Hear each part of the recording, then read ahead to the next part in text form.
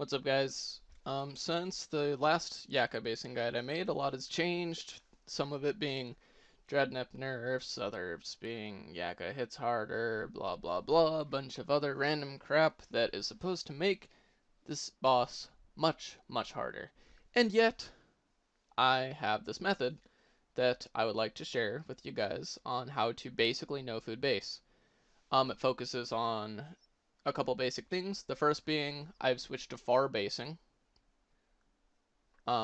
Another being that I now prioritize rejuvenate over immortality over barricade. Barricade's just almost useless now.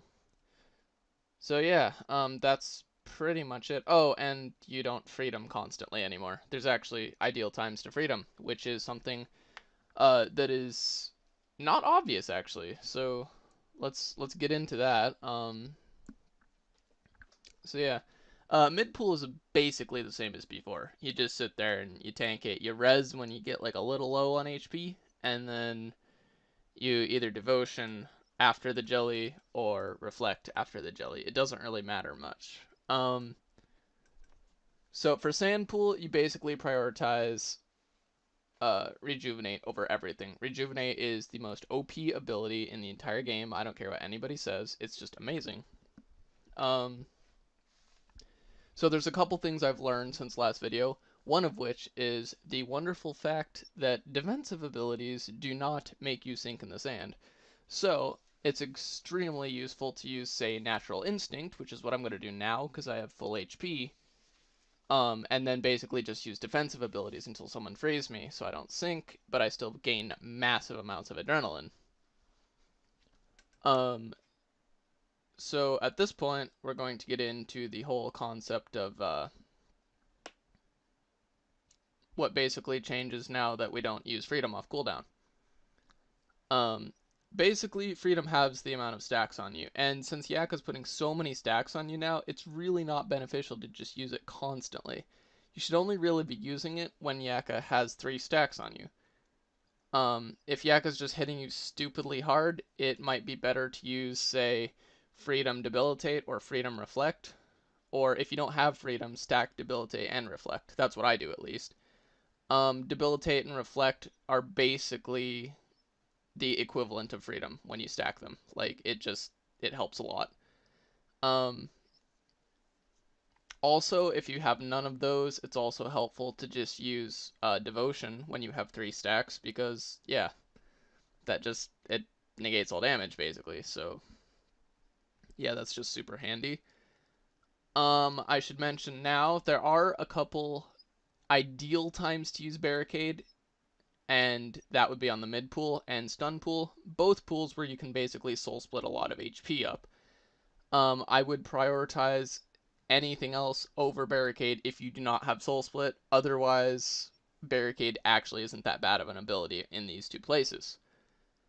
If you ever have a jelly on you, always prioritize whatever you think is going to make you live the longest without using resonance. So, like in this case, I used rejuvenate because I thought that would help the most.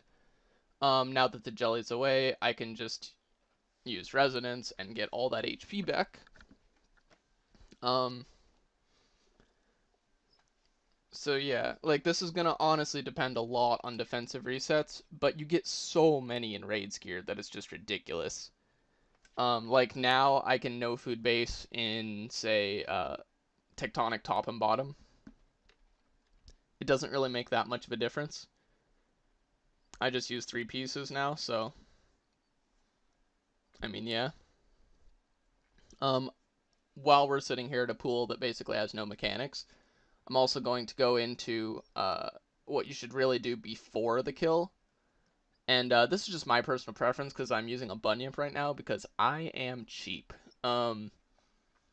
It's just ridiculously helpful to, say, bonfire and all that stuff, but what you want to do is you want to get your HP as high as you possibly can before bonfiring.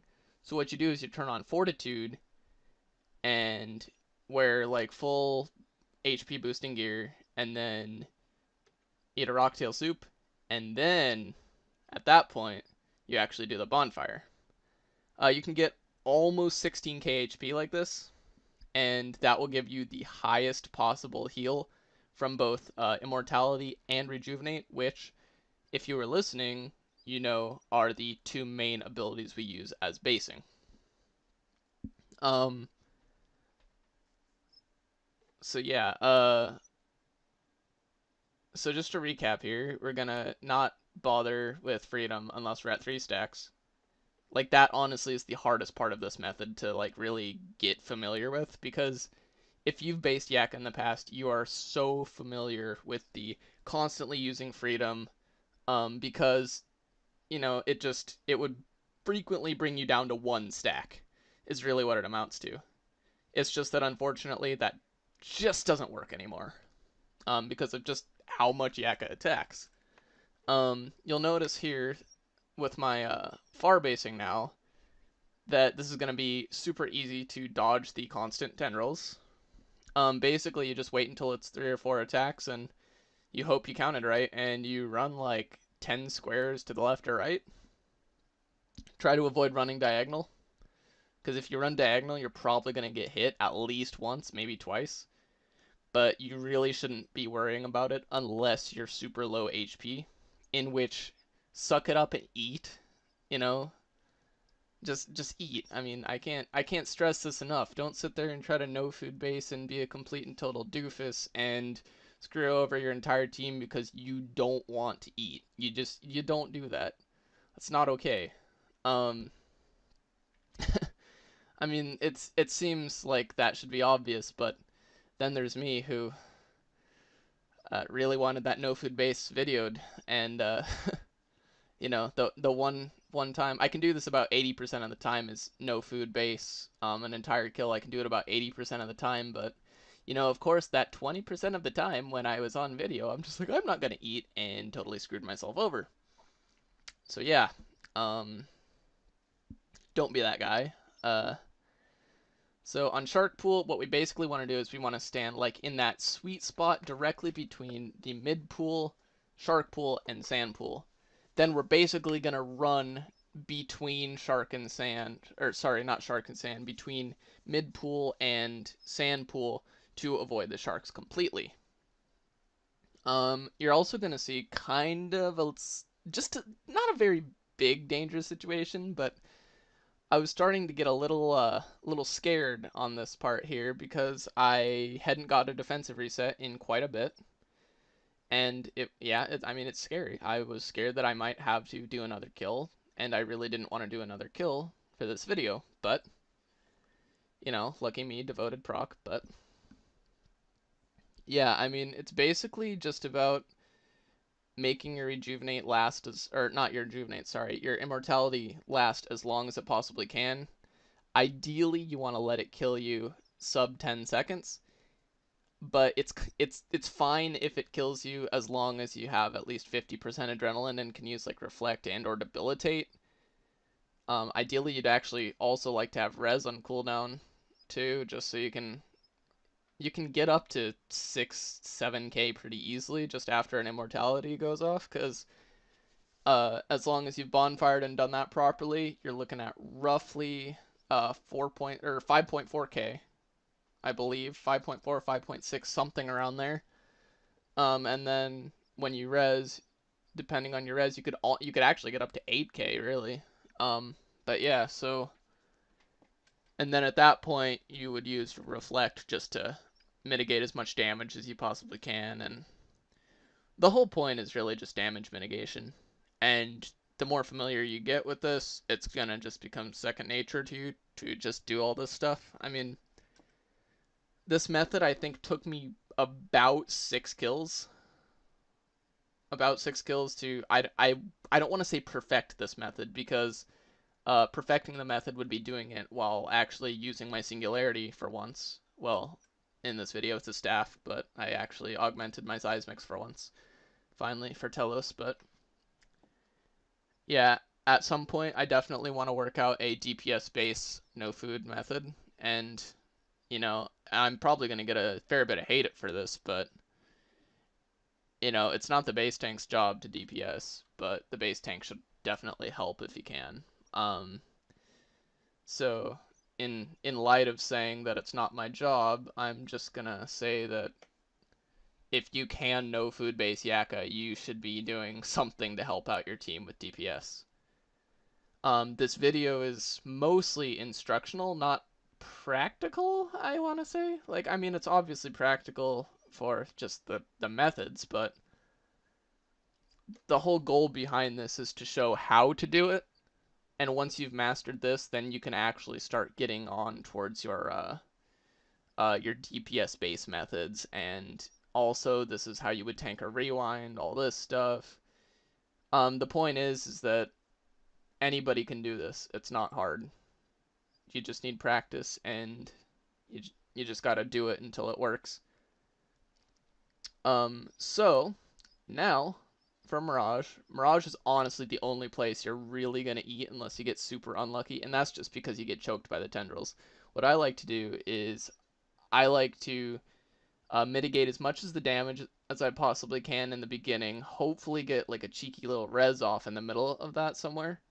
And then once I get Tendriled, I really kind of screwed myself here because I didn't have Rejuvenate, because that's where a lot of my HP comes from once I get Tendrilled. But it's important to remind yourself that when a jelly's attacking you when you're Tendrilled, you can actually pray melee because Yaka's not hitting you. But yeah, so once if your Rejuvenate is not on cooldown, that's what you want to do once it starts getting you maybe to like 80% of your HP. You just don't want to waste your Rejuvenate.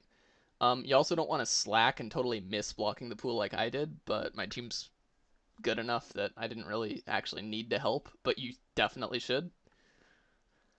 You'll see I learned from that on sand here. But yeah, so what this basically amounts to is we've got a super lucky thing here where we just didn't have to eat in spite of the fact of that. But I mean, as you can see, that is a no food kill. And yeah, I mean, it's not a difficult method, and I'm gonna insert some FAQs after this, so just stand by for those. And if you have any questions, please feel free to ask in the comments, because I'm more than willing to answer. Thanks for watching. Alrighty, so here's that FAQ that I have promised you all. I had a few friends ask me, because they want to try basing, and I had them ask me a bunch of questions about the method, blah, blah, blah. And I'm going to do my best to answer a few of those right now. So here we go. First of all, what abilities / alts to prioritize? Alts, Rejuvenate is the best. Immortality is the second best. Also, it's incredibly important to prioritize Devotion over Freedom, actually. And Resonance when Devotion runs out, then Freedom. How often are resets? It's really kind of difficult to say, to be completely honest. It's completely random, but they're pretty common. How much prayer is needed? I bring 5 flasks, that's just me. But I use the Spirit Shield. You need less with the T90 shield. Oh, I should mention that is with Penance, though. Why T75 shield over T90? Well, armor doesn't really matter nearly as much as the damage soak of the Arcane / Ellie / Divine shields. What I've actually noticed is that you never get a 4-stack with an Ellie Arcane T75 shield. And with a T90 shield, you do. So you can seriously take a lot more damage with a Tier 90 shield. It's doable, it's just not nearly as comfortable. Okay, let's see. What perks on shield / armor? I actually have mostly DPS perks on my armor. I have Impatient 3, Devoted 2 in 1 gizmo on my armor. I have Absorbative, I have Biting 3, and I think I have Lucky on one of them, just because I was kind of out of a perk slot and didn't really want to put Crackling on there for whatever reason. I think it was for ATN or something, but Yeah, I mean, you don't really need too many defensive perks there. On the shield though, I would definitely recommend, no matter what shield you're using, to put Turtling 3. It costs about 5 mil to get unless you're lucky. I think it's evasive components. I did blue d'hide chaps, that's all I know, but uh some people say bulwark, but I mean honestly, for the few times that you do use barricade, that extra HP that you can soul split is really helpful. And it really helps that if you're actually going to use barricade for once in your life, you're not really you're not then hurt by the fact that tier 75 shields have a smaller cade time, so that's really not an issue anymore with that, with turtling. You usually get it also with venom blood, but that doesn't really matter. Also special attacks. I should seriously have mentioned that in this video, but I did mention it in the other one, and I really hope that you go check out the old guide as well, because I may have missed something, and watching both of them, I think you will honestly become an expert on this boss. But, special attacks. On Tendril, special attacks are, the tendrils, and it comes on the 5th attack after the blue comes out. On Shark, also the 5th attack after blue comes out. On Sand, 5th attack after jelly comes out. And on Stun, there is no special attack. Which is one of the reasons Stun hurts so bad, is because it's just like a bunch of attacks. I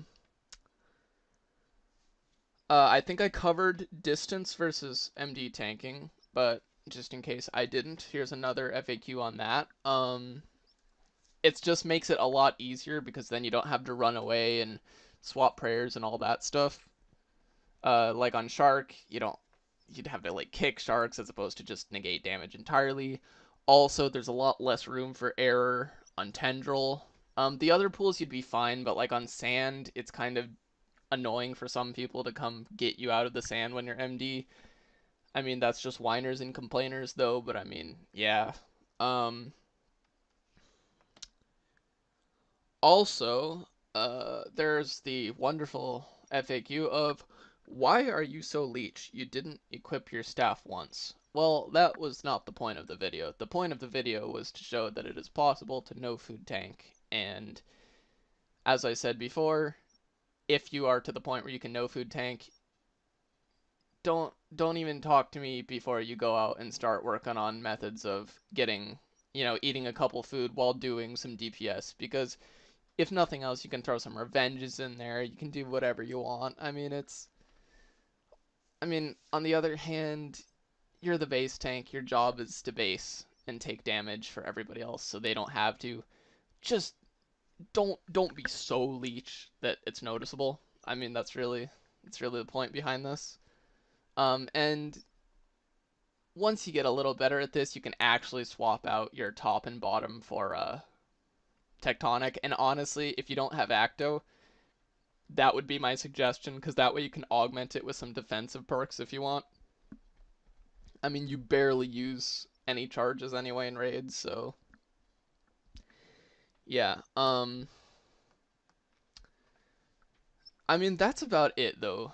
I'm sorry this was such a long video, but I was trying to be as informative as I possibly could with this new method, because Yaka really has become kind of AIDS for a lot of different people. But once you really get this method down, at least your base tank is not going to be the one who's being AIDS. So, yeah, I mean, go off of that.